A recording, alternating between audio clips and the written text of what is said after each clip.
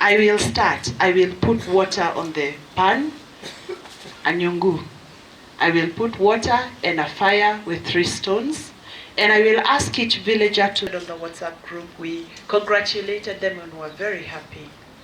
But as the lead in Kilele CCP, we actually had a workshop last year to come up with some information and educational materials, such as those ones right there, so that we can be able to increase awareness about cancer.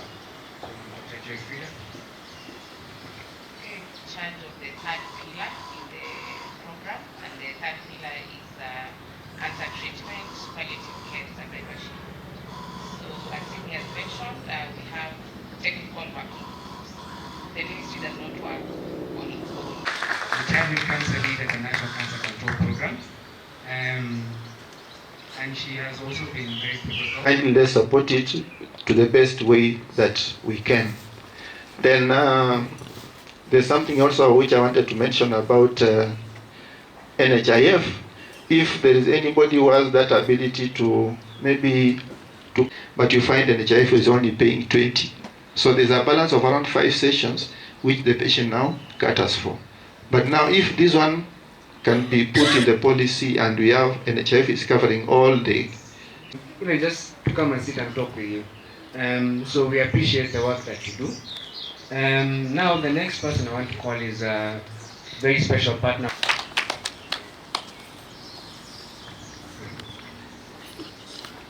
Sydney has whispered that I can bore you for 3 hours. Do I have your permission? 3 hours, come on. It's a very short time for me to talk.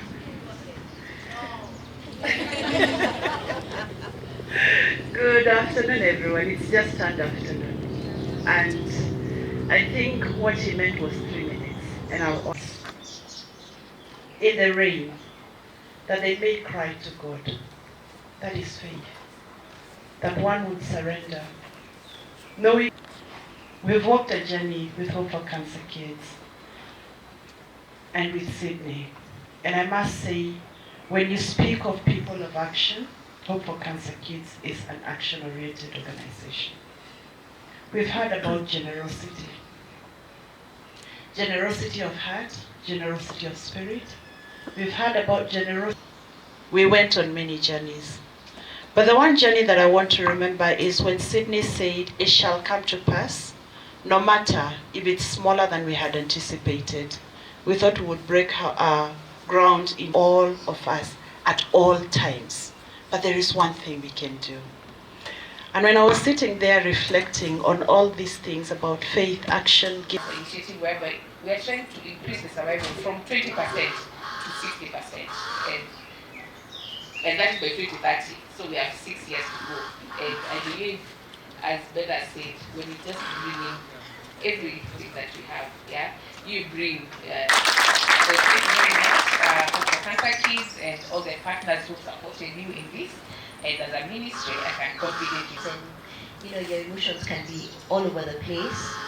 Sometimes it's hard to hear some of these stories, and sometimes it's even hard to imagine that some people have gone through the things that they have.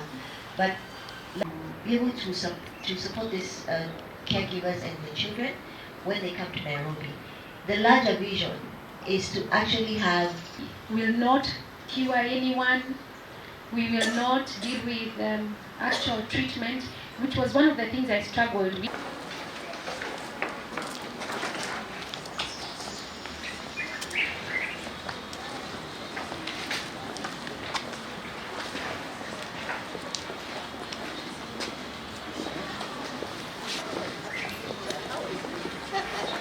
Father, the Son, and the Holy Spirit, be with us to the glory of God.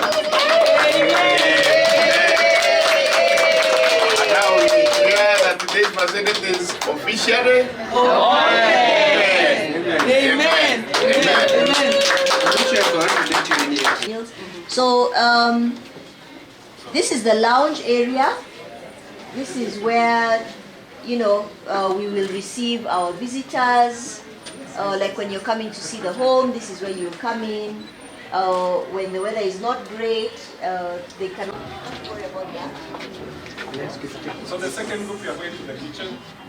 My name is Sydney Chahonyo, and I'm a cancer survivor. I was diagnosed with cancer of the postnasal space at the age of 19. People end up abandoning treatment.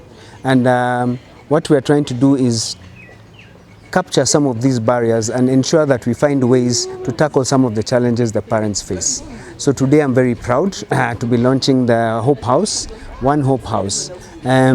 Hope for Cancer Kids realizes the challenges the parents face, and we have decided that accommodation and transport are some of the biggest challenges that cause parents to abandon treatment, because either they don't have fare to come to Nairobi, they don't know where they're going to stay when they're here for a 30-day radiotherapy cycle, and they end up going to do Harambes and raise funds. By the time they come back, the cancer has advanced. So what we want to do is eliminate that barrier, and we are launching the One Hope House so that anybody who is told to come for treatment in Nairobi, no matter where you are, how far you are, you have somewhere to stay while you're in Nairobi getting your treatment. It is a dream come true for me, and it's going to make such a big difference in the lives of the children that we support.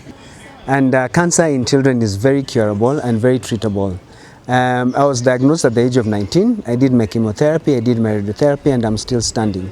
We have very many children who are dying not because the cancer was terminal, but because either it was diagnosed late or they did not have access to treatment.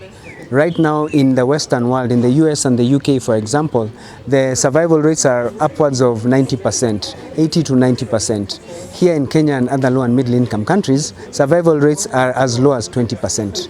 Not because the cancer is not curable, but because the cancer is caught late, and secondly, they do not have the money or the finances to pay for the cancer treatment. We are excited about the change of policy in terms of moving towards universal health coverage.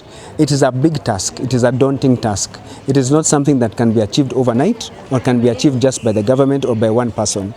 We are waiting to see, and we are excited about the new Social Health Insurance Fund and the Social Health Authority, because it means that people will be covered all the way from primary healthcare level all the way to the Social Health Insurance Fund, and even for the chronic diseases, they'll be covered for that. My name's Faith, or you can call me Mama Nicholas, as they know me back in Kenyatta. I'm a caregiver of Nicholas, one Nicholas Muru, 7 years boy. That one, I felt like shedding tears.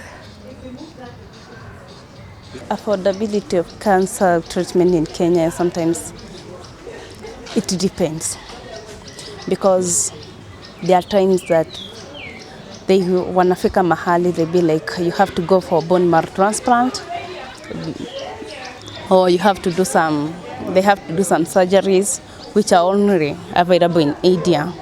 And when that kind of time comes, you'll be like, you don't know, it becomes like the end of you, because doing fundraising for cancer patients, it's way hectic. You find some people, even if you invite for fundraising, no one fails, because they say cancer has no cure. So even if you go out, they believe you'll end up dying. But I would like to tell them that everything is possible with God. My son is finally cancer free. He with Burkitt's lymphoma with leukemia and hepatic stage 4, and he's finally cancer free. So if you trust in God and you just follow up, though the medication is too expensive, especially for, let me say, for us. For me it was much more, because I ended up neglecting skipping some appointments. The medication was so expensive for me to buy. I couldn't afford even the medication. Not to say about the appointment, because NHIF only pays for 6 cycles, and I had 27. You can imagine. They are catering for 6, and I have 27. The rest I'll just let it go, because I can't afford. Chemotherapy, you can go to hospital and there is no chemotherapy. The only option is to go and buy.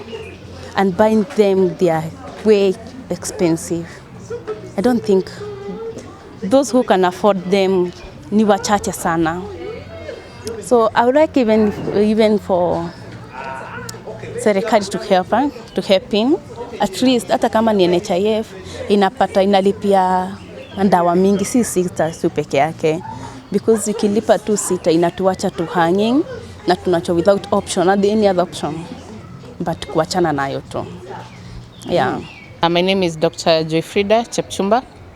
I work with the Ministry of Health under the National Cancer Control Program. I'm a program officer in charge of treatment, palliative care and survivorship. Have about 20% survival rate in the country. Yes. And what are you? And we have a target by 2030 to bring up the survival rate to 60%. It's called the Global Initiative on Childhood Cancer, being implemented all over the world. Children also get cancer. I know that's something most people don't know. And currently in the country, our survival rate is not where we would like it to be. But we have various interventions that as the ministry we are trying to implement so that we see more children being treated and going on with their lives. In the West, we've seen even 80% of the children actually get treated and they recover and they go on with their lives. So we have early detection programs where we have some early warning signs that we are teaching our healthcare workers to see and to pick out in children in good time and refer them. We are asking them to refer these children directly to the referral facilities. Such a facility will really help with treatment abandonment. We've seen many parents giving up and deciding to just go back home with a sick child, but with such a facility, the parents will have a place to sleep with their children and be able to attend their clinics, and this will see the treatment going on so that the children can actually recover and get back to their lives. And such a center has everything. They even have psychosocial support where even the parents can be counseled. This is not an easy process. It's not easy for the child, for the parent, for the family, so they'll also have mental support here.